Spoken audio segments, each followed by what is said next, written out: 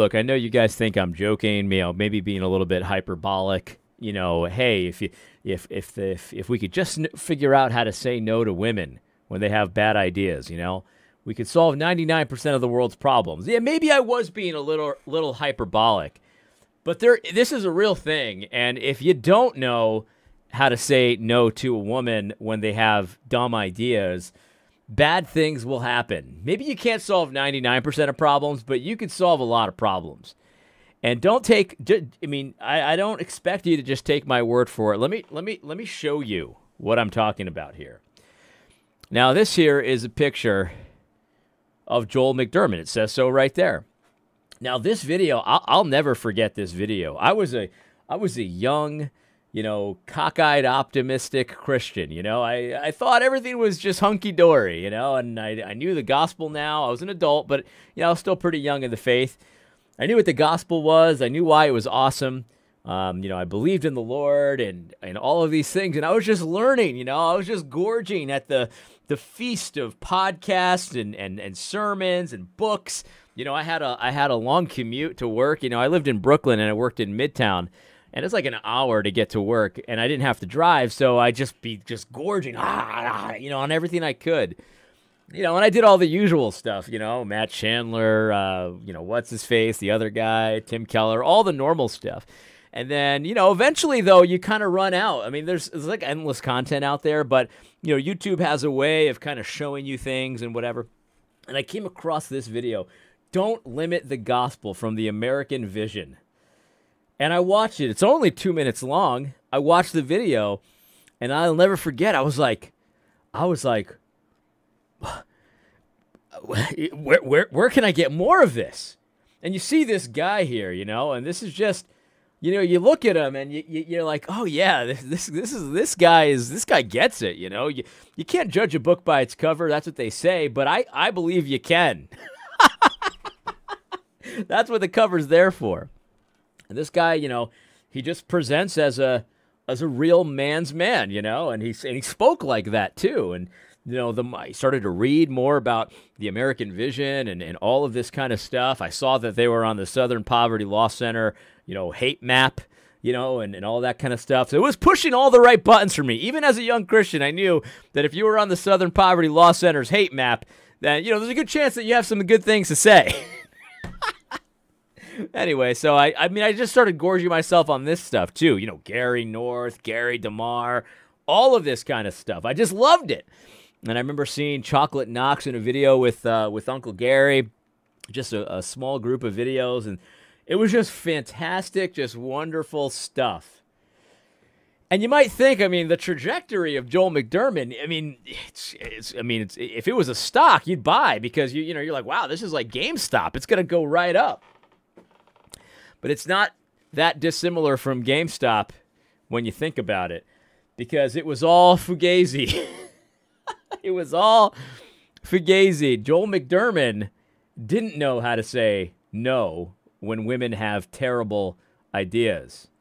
And I'm not going to tell the whole story of Joel McDermott, but I have a schizophrenic take that ever since he debated J.D. Hall on theonomy, he was never the same after that. Now, I preface this by saying I realize that's a schizo take, but it really does seem that way. And I've heard other stories about what may have happened to Joel McDermott.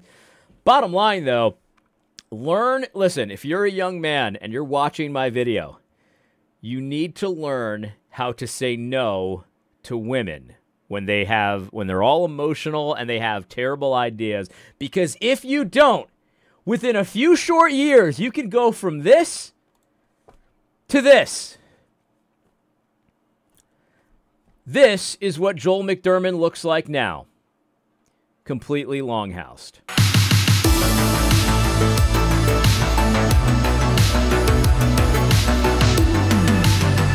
Yeah, I'm not kidding. I posted this picture. This is from his Twitter feed, so this is not like a secret thing that I found somehow or whatever. He posted this proudly, prominently on his Twitter feed. This is him now. This is him, and it's hard to even see him in there anymore. Look at this guy. This guy's got that, steely 1,000-yard stare. And this is back when he was in American Vision, not that long ago, and now he's this. And, you know, listen, maybe you think, oh, it doesn't look that bad, whatever. But the point is, you got to learn how to say no to women. You know what I mean? He's really into like the sex abuse stuff and the woke stuff. And I'll never forget when I first got the inkling that he was going woke. He posted this video of this insane black guy. Totally insane. And all about critical theory. And Joel was like, I want to learn more about critical theory. And, you know, I was getting all the attaboys and amens from all of his friends. And it's just sad, man. This is like, you know, when you go liberal, when you go woke, you know, it really changes you fundamentally to such a degree that it has to come out physically. I mean, this is what he's become. I mean, he looks like a budget, you know, Lord Sauron from the Rings of Power. I mean, it is just a transformation for the ages. I mean, we've seen so many transformations like this with especially crazy liberal people. Like there's that one troll that was the mayor of Chicago. She looks like Beetlejuice now.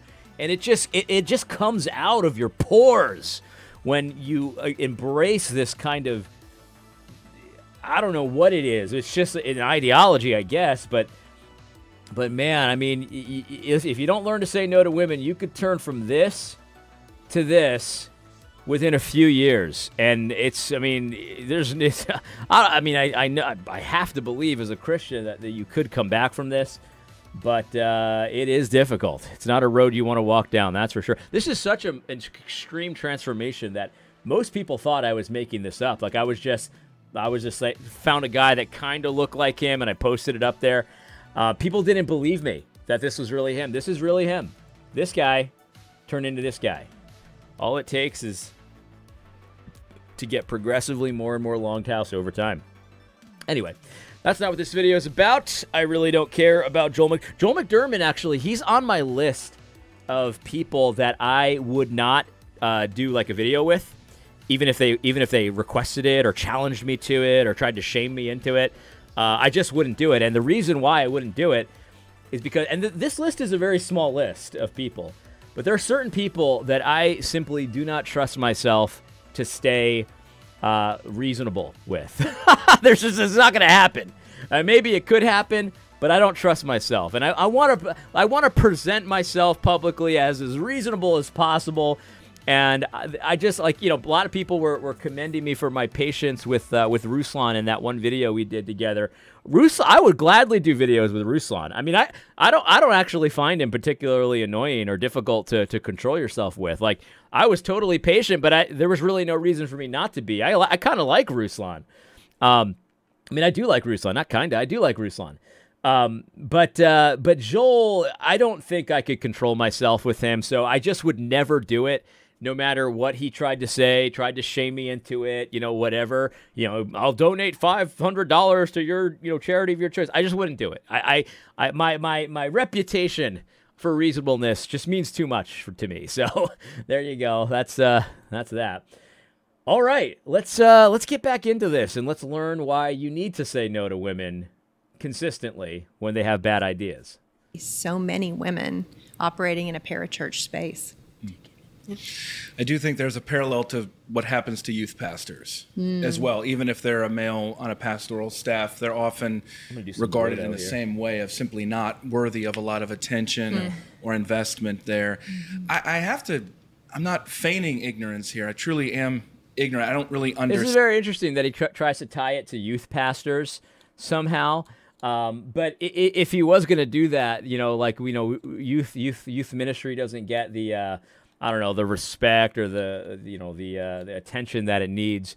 Wouldn't you have to say, well, then we need to have some youth leaders as well? Like, we need to have some child leaders also, because, you know, we want to, you know, shouldn't children be in seminary too? Like, shouldn't we just have a bunch of kids in seminary also learning at seminary with the men? Because otherwise, how are the men that are training to be pastors learn how to interact with children?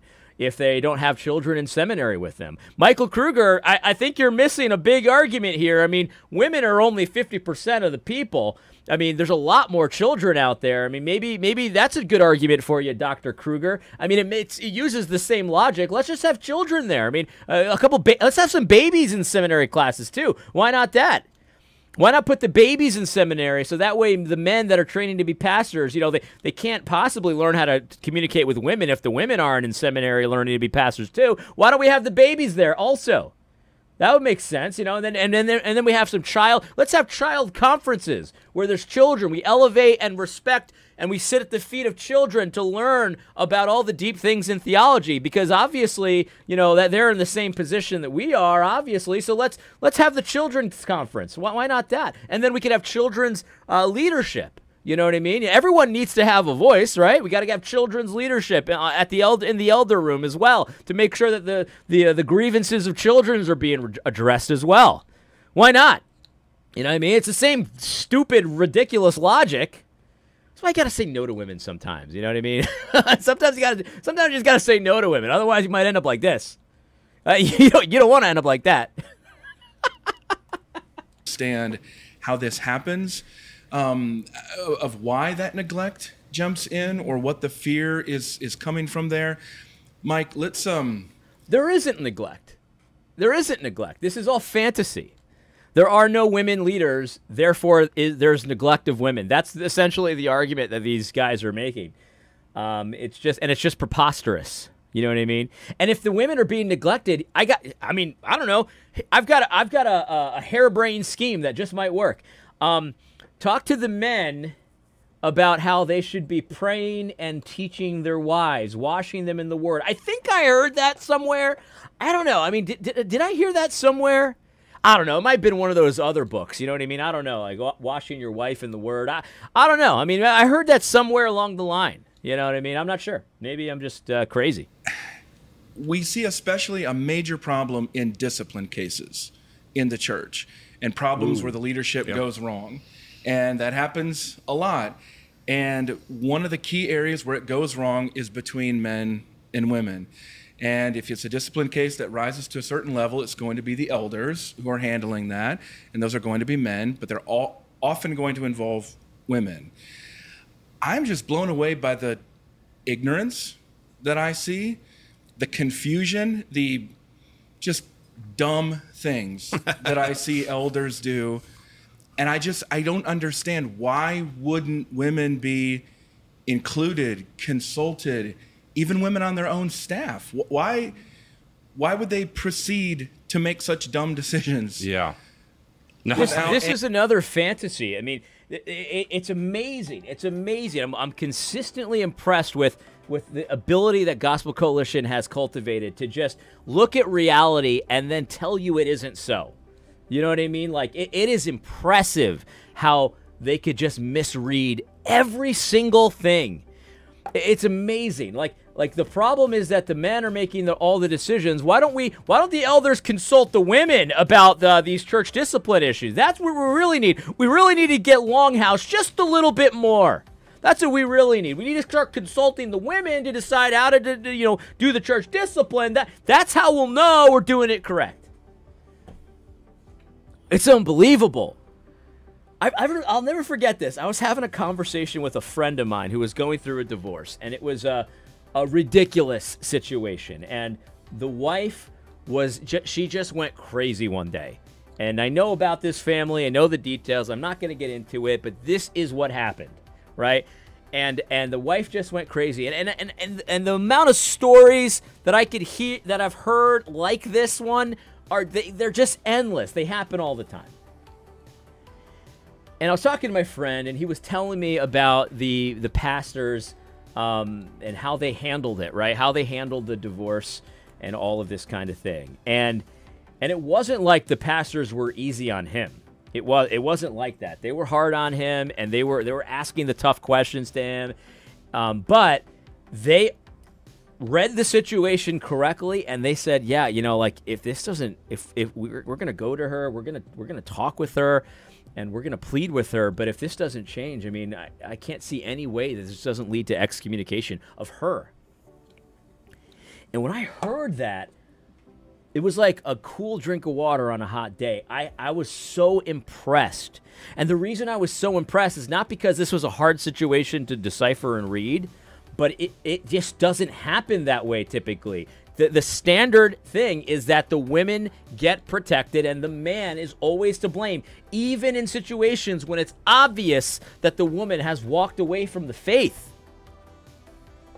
I was so impressed because that's not how the story typically goes. The story typically goes is literally no matter what the woman does, she's the one that's in the right. The guy's the one that gets church disciplined, no matter what. And I was so impressed when I heard this story, and I told him, I was like, man, they weren't easy on you, but I mean, they got to ask the right questions. But man, you've got a good church, and I remember talking these guys up, like, you're in a good situation. And he looked at me. This guy was almost in tears, and he's like, yeah, I know I'm not perfect, but I could not ask for a better elder team. I just couldn't. Understandably emotional about it, and it was just impressive. It was just impressive. But these guys are here telling you, oh yeah, the men, they don't know what they're doing. They don't know what they're doing. You gotta get the women, advice of the women to decide how to run their church, how to do the church discipline, because they're just too stupid. They make dumb decisions. It's just unbelievable. This is just kicking at the goads of how God has intended this to go. This is not what God intends, but they're like, no. We got to turn into this. This is what we need to become. It's just so impressive how they just consistently get everything opposite. Do male elders make mistakes, and sometimes they do dumb things in church discipline issues involving women? Yes. Is the solution, is that common, number one? Probably not that common. Is the solution, you've got to consult the women, the true elders of the church, before we act, before we do anything? We must consult the women. Is that the solution? Obviously, it freaking isn't the solution. Let's see what Michael Kruger has to say. Without even asking nothing, a woman for insight of how this might be received, where I can go ahead. By the way, pastors often talk to their wives about situations. I mean, does that not count? I just don't even know. I just don't even know. Michael, Dr. Kruger, please give us your pearls of wisdom. We are desperate for them. No, I mean, I see these cases all the time. Yeah. I mean, it happens in discipline cases, happens in shepherding cases. It's not just discipline cases, but I should have clarified family's going that. through a crisis, and you've got to shepherd the family through it. Yeah. There does seem to be some real unawareness of the dynamics there that need attention as you have an all-male elder board and pastoral staff trying to address these complicated issues. So there's probably two layers of it.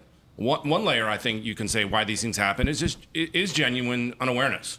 I mean, I think there are well-intended pastors who are just not attuned to some of these dynamics that aren't necessarily nefarious in any fashion, but just simply dumb is different from ignorant. malicious. Yeah, exactly. I don't mean that it's always malicious. They're just idiots. They're not malicious. They're just stupid. They're just too stupid. And you know what would have helped them though is if we had the women in the seminary training to be pastors. That would definitely help them. Oh, and also a women leadership team that would also probably help. Visible women leaders from the pulpit doing everything a pastor does, but they're not pastors. Definitely not pastors for sure. But we should consult them with church discipline issues and of course shepherding issues. I mean, how could you have a real church unless you have shepherdesses? You have the shepherdess ministry. Doesn't Kevin DeYoung's church have that, shepherdesses? It's just they think they're so cute. They're egalitarians. They are egalitarians. I'm not suggesting you meant that. Yeah. But I'll mention the second one, which I think is not just ignorance, but I think some elders operate, some pastors, not all, operate with a paradigm that has a view of men and women that I think negatively affects their shepherding. Mm-hmm. And so, for example, I see this all the time, is they think if you're going to shepherd a family, all you have to do is talk to the husband. Right. And if I'm a pastor, I just shepherd the husband. Everything trickles down the food chain from there, and all's well. And so women in that context are generally not even well known by the ministry, not even well known by the pastor, certainly not shepherded in any sort of meaningful way by the pastor. And everything is shielded behind other men for these women, so they're way down the pecking order. And I hear that philosophy all the time. But Mike, that's even in a case when the man is the problem.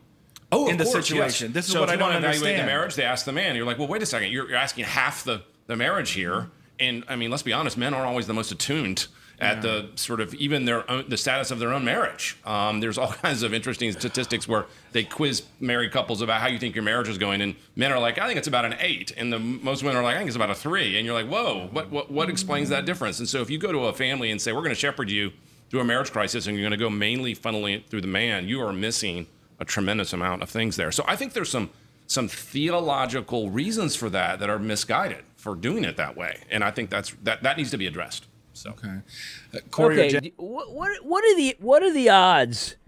I have not seen this, as I've said. He said, "Oh, there's some theological issues there that are misguided that need to be addressed." What are the odds that they ain't gonna be addressed? To say it in my country accent. They're not going to address them. What are the odds? What are the odds? I would say they're pretty good that they will not be addressed. Let's find out. Jen, have you seen any positive examples of where this works well, where men and women are working with each other, collaborating in those shepherding cases? Have you seen any examples of that? Yeah, go ahead. In my early ministry opportunities, I was involved in a church discipline case where another staff person was not just racially disrespectful, but also became like sexually disrespectful. And it involved him and him bringing in a student in the involvement as well. And I think for years I had dealt Probably a with the microaggression. disrespect with racial things, and just by pulling them aside and trying to go to my brother and trying to explain. And then it continued to escalate and snowball. And so as soon as it turned sexual, the pastor stepped in. He knew about the racial experiences, but I don't think he may have, it was a very white conservative context. I don't think he felt equipped possibly to know the nuances of that, if you will. But when it went sexual, he stepped in, called the elders, and the guy got disciplined. In the process of that, though, I think as the person that was offended, I think I was maybe overly consulted, and I think I wanted to be shepherded. I wanted to be protected. And I think, to your point, this is pretty interesting, like, because she's just telling a story of something that happened to her or whatever. I mean, I don't know the details. You just have to take her word for what happened, whatever. But what it's interesting, though, that this is it's very common with DEI, plus or DEI adjacent people, woke, more liberal people. You're trapped either way. No matter what you do, it's not going to be the right thing. It's not going to be enough. It's like, everyone's seen the meme, right? You got white people moving in, oh, they're gentrifying. You got white people moving out, it's white flight. Like, no matter what you do, you're screwed. They've got a system where, no matter what you do, it's racist, right? Everybody knows that, and nobody cares about that anymore because we can see the scam for what it is. But it's so interesting that she has no problem telling you that, right? She's like, they're talking about consulting women here. And she's like, well, I felt like I was overly consulting. I just want to be shepherded. And then, what do you want to bet that if she was shepherded, she'd be like, man, why don't you ain't consult me? Yo, why don't you ain't consult me? That's how it works. It's never enough. It's never enough. You do not look at people like Corey here or Jen and find out how to run your church. They will run it into the ground. They've got a system that you're screwed no matter what. It's never going to be enough. No matter what you do, it's never going to be enough. They've got a mission. They're trying to longhouse you, and that's as simple as that. It'll never be enough until you're basically wearing a dress. Now, Joel McDermott is not wearing a dress. He's not fully longhouse. He's just about. It's just so preposterous. It's so ridiculous. You're crazy if you listen to these people about how to run your church. You're absolutely insane. Nothing you'll do will ever be good enough, and that is part of the program. That is not a bug, that's a feature. It's what, no matter what you do, it'll never be enough for Jen Wilkin. So my advice to you is just don't even take one step down that road. Ignore her. Ignore her and anyone who follows her. And when somebody says, hey, I need you to read this Jen Wilkin book about how to run your church, I'm sure Jen Wilkin has interesting materials and other topics. But when it comes to how to run your church and how to do this and how to set up a women's leadership team and all that kind of stuff, whatever it is, thank her nicely. I'm not going to do that. Just not going to do it. Not going to happen. You want to keep looking like this. Otherwise, you might end up like this. Pick up an Amy Bird book, and in 5 years, this is what you're looking like. Don't do it. Just say no, and you can maintain this. Want to hurt me, and so they probably asked too much of my input. Whereas I wanted my elders and my pastors to be my pastors. I wanted protection. So it's not, is this too far? Hold on, I'll be right back. It's amazing. Consult me, but no. You consult me too much. I want to be protected. Protecting yourself from a lawsuit. Then it does. You want to be protected, or do you want to be consulted? Because weren't they just complaining about this? Yes, men are supposed to be protecting women. That's right. That's exactly it. She's right. And this is the thing. Even though she's got the woke mind virus, she's still a human being. She still is made in the image of God. God made her to be a certain way. She's looking for protection. She's a woman. That's what she's supposed to do. She's looking for, this is something that you young guys need to understand.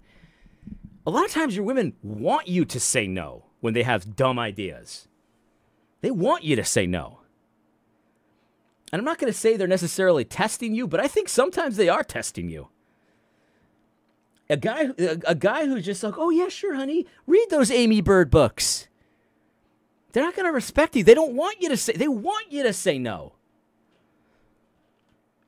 They just got done saying, oh, you got to consult women, otherwise he's too dumb to figure out church discipline cases. Hey, Corey, tell us an example about when this was done well. And the first example that comes into her head, after prefacing it like that, setting it up like that, is, yeah, they consulted me, but I didn't want to be consulted. I wanted to be protected and shepherded. I mean, what else do you need to say? What else do you need to see to know? Do not listen to these people. They don't know what they're talking about. And their advice is deadly if you listen to it. It's deadly. Because then she's going to come on a video later and say, I just wanted to be protected. You just consulted me too much. It's ridiculous. It's absolutely ridiculous. Am I even recording it? I can't even tell.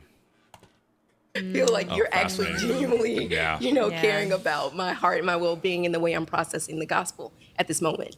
And so, again, the Lord is gracious, and that particular person asked for forgiveness the first time, and I knew that he was kind of, playing the game. And I said no, and then he came back and he said, whether you believe me or not, you saying no really made me look within myself and understand that I really was just trying to get out of trouble. And I really am repentant now, and I understand the ways in which I've disrespected you and transgressed against you. So I would ask that you would reconsider, and I did, and that was allowing for the Spirit to work, but in its time. And so I just think that case really showed me the inner workings of the church, but also, peer relationships, and then how that sets on you and how you then therefore see things moving forward. So in a disciplined case, the shepherds can become a jury in some ways, and that can be very difficult to experience. Positive examples or other exhortations? Yeah, I mean,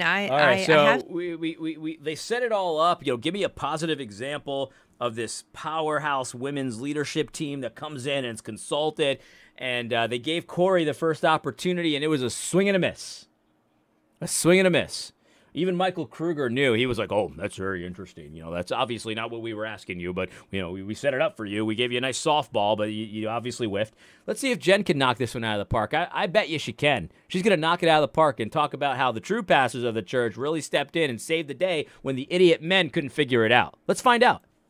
I've seen positive examples. They came as a result of having to own very negative ones. Yeah, that's what I assume will often be the case. And that's what I would when you think about this in the local church, I talk to pastors about this occasionally, and they'll say, well, I'm sorry your church went through that. My church doesn't really have a problem with this. And I just think, you don't know that because we know that abuse is everywhere, Yeah, right. and so what that tells me is the stories are not getting past a certain point in your process, and so Yeah. So that's her paradigm, right? You guys think that there's no abuse at your church? That's what you guys think, huh? Yeah. Well, Jen Wilkin, the great all-seeing, priestess of all this, she's like, yeah, we know that abuse is everywhere. Everywhere. So obviously, you just don't know what's going on in your church. That's what Jen Wilkin has to say to you. We know it's everywhere. Yeah. There's abuse everywhere. Does that mean, like... Oh, man.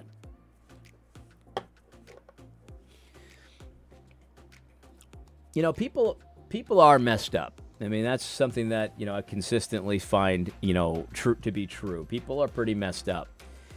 And sometimes you don't find out about how messed up they are for a while.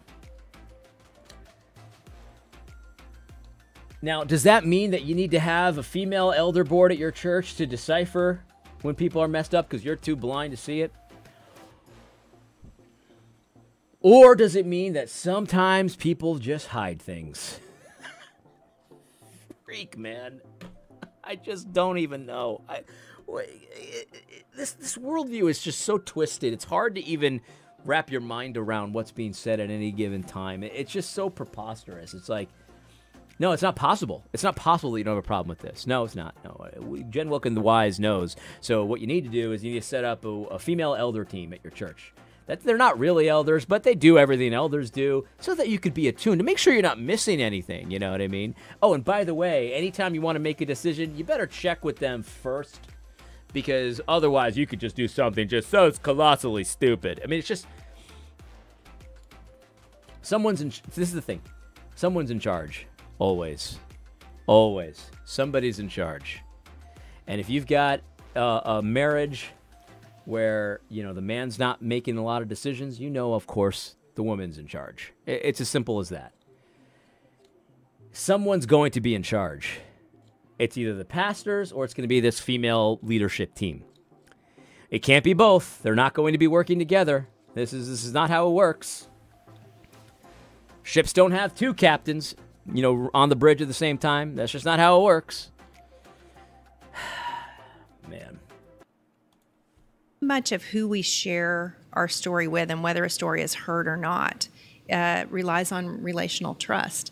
And if male leaders in the church have deeper relational trust with the men in their church than they do with the women, which I would expect is almost always the case, then it means when the man gives his side of the story, you're more likely to believe him than you are the woman when she gives hers, because you probably know what his favorite sports team is, and you probably know what his hobbies are, and you've probably shared meals together and golf or whatever. And her, you don't know anything about her, and so there's a huge credibility gap there. And why don't you have some coffee with the women of your church? Just one-on-one, just a little guy-gal time, and find out what her hobbies are. Yeah. That way you can be smart enough to know if she's telling the truth when she claims that someone's doing something to her. Why not do that? Yeah, that's what we need to do. Or that doesn't. Yeah, maybe not that. That seems like a little bit too risky. Let's just have a female leadership team. That's what we need to do. We need to have a female leadership team. That way they can talk about knitting or whatever together. Man, Jen is sneaky. She's very sneaky. I think a lot of my audience already knows this, but it is amazing to watch her spin her yarns in real time. We'll let her continue to spin, but we're just about wrapping up here. So you either need to be a person who's more comfortable developing relationships, warm, appropriate relationships with the women in your church beyond what most people would say is, appropriate for erring on the side of caution, my least favorite term in this conversation. Or the best, the wisest advice in the conversation is her least favorite term. Now, what a surprise!